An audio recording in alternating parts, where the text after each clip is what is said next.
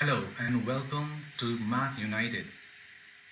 We all keep on solving questions based on circular measure, but we have never thought what are the basic rules we should know that we have to follow to get the answers correct. I've seen students struggling to find a specific method, a specific approach to solve a question. If these rules are clear to you, it will be easier for you to solve any type of circular measure questions. So let's start with the rule number one. The rule number one is that the angle must be in radians. Many of you use degrees and spoil the whole question even if the approach is good. When we find the area of a sector, the formula for that is half theta r square. So if theta is in radians, this formula works. But if you use degrees in place of radians, your area will be so big that it will be impossible to imagine such a big area and your answer will be wrong. Similarly, arc length is r theta. Again, the theta is in radians. If you use degrees, again, the answer will be wrong. There is a third formula we use, area of a triangle, which is very frequently used in circular measure. The formula for that is half a b sine c. Now, this c, you can use degrees because sine is with it, right? In the previous two cases, only theta was there. There was no sine, cos, tan with it, or radians. It does not matter. But I will insist that you must use radians. I'm using the word must. Why? Because maybe you will forget to change your calculator back to radians for other things. So if you use degrees here, you get your answer right. But next step, you want to find the length of an arc and you don't change your calculator to radians, you'll get the wrong answer again. So it's a recommendation that you must use radians in every part of the question. Rule number two, whenever you decide to use the formula for sector's area or arc length, the center and the radius must be visible for you to decide what is theta and what is radius. So let me give an example for this. Here is a drawing. If I want to find this arc length, the radius for it is 2r. Can you see? R and R. There are 2r. The radius is 2r, not r. So even if the formula we use half theta r square, we will not use r in this case. We will use 2r in a bracket and square. That is the radius. Now center is visible to us, and in the question they will also confirm that C is the center of arc.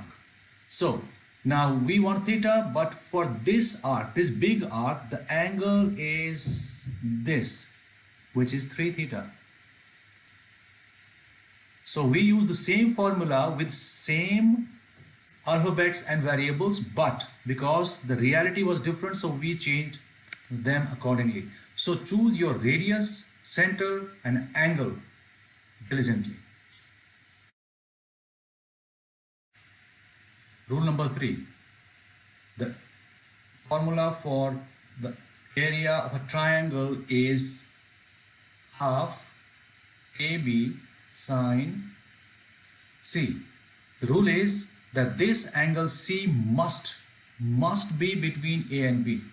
Let me give you an example. Most of the triangles you'll find in circular measure will be isosceles triangles. So if this is 15, this is 15, this is 10, and this is say 1.2 radians. Okay, so you will use 15 and 15 because the angle is between these two sides. You can't use 10 at all. So the area of this triangle will be half 15 sine 1.2 radian. This is how you find the area of the triangle. Rule number 4. There is no direct formula for the area of a segment. Segment is part of a circle which is formed when you just draw a chord across it, right? And the area that it divides into two parts are called segments. This one is called major segment. This one is called minor segment. And whenever you want to find the area of a segment, you must know the center. Suppose this is the center, the radius, and then what will happen? You will find the area of the sector thus formed. So this is the sector. This is the sector. You will find the area of the sector and you will remove the triangle from that sector. Then you will get the area of the segment. There is no direct formula. I have given an example here where this is the theta, this is the center O, this is the radius R. So if I want to find the area of this segment, what will I do? I will find the area of the sector first,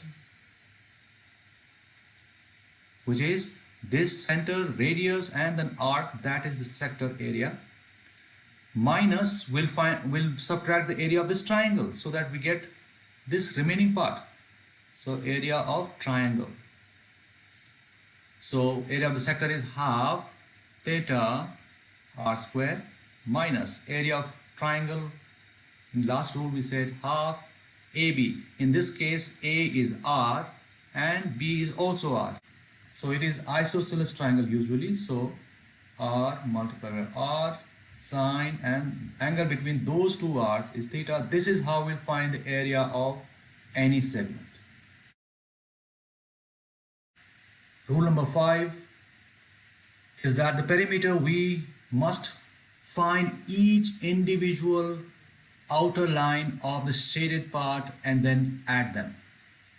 So in the example I have given here, you can see that this is a very strange kind of shape, right?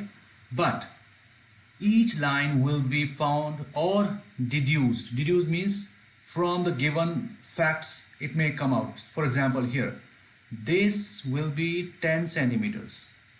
Why? Because the radius of this circle is 10 and from this center till here is 10. That means in all directions it will be 10. So that is 10. This is also 10. So I have deduced that two sides of the shaded parts are 10. Now the challenge is to find this particular arc. I'm adding again because we must add them, right? And finally, this is the one more line which is enclosing this shape and our perimeter will be ready. Somehow we have to find this line also. So there will be a line DE, line segment DE. These are the four enclosing shapes and then we find them individually and add them. The rule is very different for area. Sometimes we have to add and sometimes we have to subtract the areas. But we must select the areas which we know, the formula for which we know. For example, in this given picture again, I want to find the area of this shaded part. So I can see here that this part is a sector. So I have a formula of sector. So this part is done. I will find this part. All right. Then this triangle, I know this is 10. This is 10. If somehow I find the angle, this one, I can use the formula for the area of a triangle and add them, right? We have to add them, right? But suppose we don't know this particular angle. So what do? We can draw a line like this and we know this will be a right angle triangle because diameter always makes 90 degree with the circumference. Anywhere we touch it, it will be 90 degree. So this is a right angle triangle.